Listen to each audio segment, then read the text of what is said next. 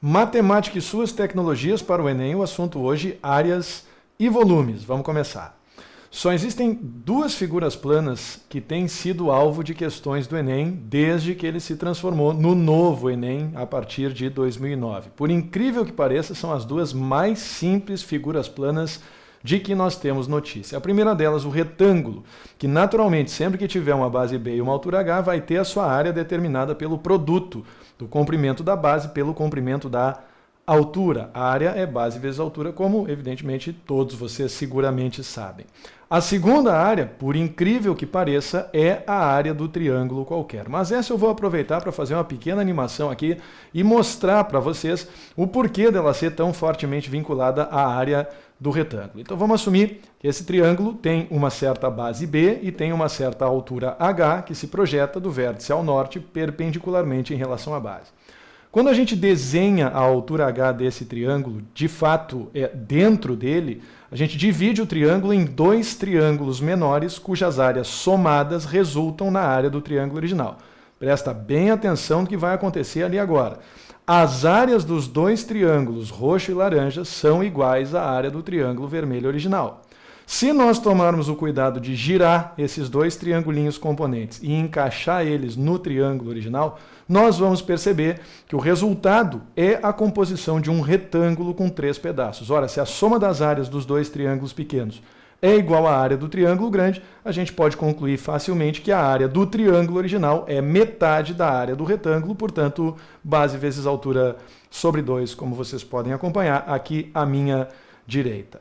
Era isso de áreas, por incrível que pareça, o Enem só tem cobrado essas duas, mas de qualquer forma a gente vai recapitular algumas outras como componentes do nosso estudo de sólidos que começa agora. Antes de qualquer outra coisa, vocês todos têm que saber calcular volumes e têm, antes de mais nada, que saber classificar os sólidos em dois grandes conjuntos, em dois grandes grupos de sólidos geométricos com que nós trabalhamos na geometria espacial. Primeiro grupo de sólidos, os que não afinam em cima, pertencem a essa categoria: o cubo, o paralelepípedo, o prisma e o cilindro. A gente vai observar um por um em seguida, mas todos eles têm em comum o fato de que tem seu volume calculado pelo produto da área da base pela altura. Se o sólido, categoria 2, afinar em cima, o volume será calculado pelo produto da área da base pela altura dividido por 3. E a essa categoria pertencerão a pirâmide e o cone, como a gente passa a ver a partir de agora. Começando pelo cubo, cubo de aresta A. Para calcular o volume, ele não afina em cima, basta multiplicar a área da base pela altura. A área da base será a área do quadrado da base lado ao quadrado e a altura outra aresta, medindo A naturalmente o volume do cubo, nem podia ser diferente, né? Vai ser a medida da sua aresta elevada ao cubo. Aliás, a título de curiosidade, vale registrar que a gente chama expoente 3 de cubo justamente por causa disso, porque o expoente 3 é o que nós usamos para elevar a aresta quando nós queremos calcular o volume de um cubo, certo? Parente próximo do cubo é o paralelepípedo, reto, retângulo, se vocês quiserem dar todos os sobrenomes dele. Três dimensões diferentes, como vocês podem observar, A, B e C, e calcular o volume é tão simples quanto multiplicar as três dimensões entre si, A vezes B vezes C. Isso tem caído em todas as edições do Enem, por incrível que pareça, portanto convém ficar ligado. Entrando no capítulo prismas, ainda na turma dos sólidos que não afinam em cima. Eis aí um prisma quadrangular regular, na base um quadrado, quadrado de lado A, e a altura H, identificada ali à esquerda. Muito bem, volume, área da base, vezes altura. Aliás, todos os sólidos que não afinam em cima terão seu volume determinado pelo produto da área da base pela altura.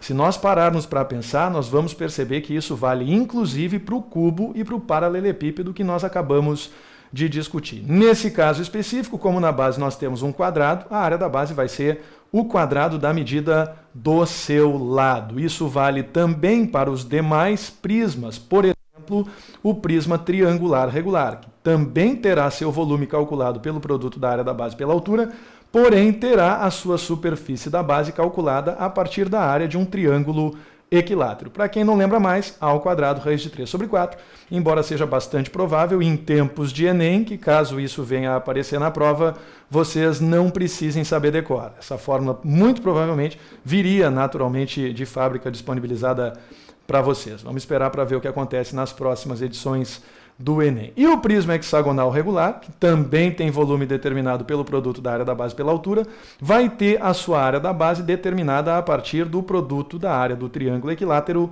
por 6. É só desenhar um asterisco de 6 pontas na base do prisma hexagonal regular para a gente perceber a decomposição do hexágono em 6 triângulos equiláteros, o que permite que a gente realize essa reciclagem imediata, digamos assim, da expressão da área do triângulo equilátero para calcular a área do hexágono regular. Para finalizar, a turma dos que não afinam em cima, o cilindro. Vocês observem, o volume continua o mesmo, área da base vezes altura.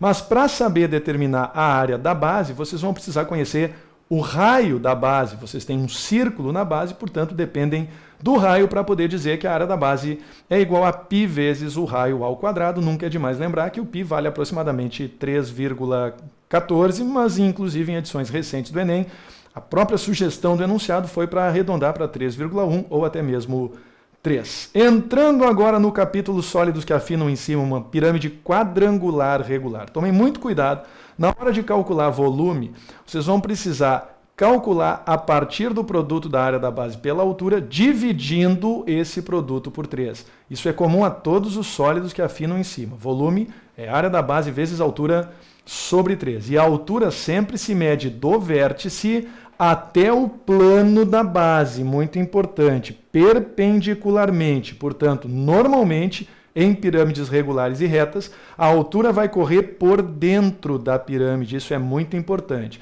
Não confunda com a aresta lateral, que é inclinada, que é oblíqua. Vocês precisam da altura que é vertical, que é perpendicular ao plano da base. Se a pirâmide não for quadrangular, aliás, se eu quiser calcular a área da base, é claro, como a base é um quadrado, vocês vão ter lado ao quadrado nessas condições. Se a pirâmide for triangular, vocês observem que a nossa representação não é transparente, mas ela permite que a gente observe em relação à pirâmide anterior, deixa eu voltar, como houve uma diminuição no ângulo entre as duas arestas. E isso aconteceu dessa vez porque na base, nesse caso, nós temos um triângulo equilátero. O volume continua sendo calculado por área da base vezes altura sobre 3.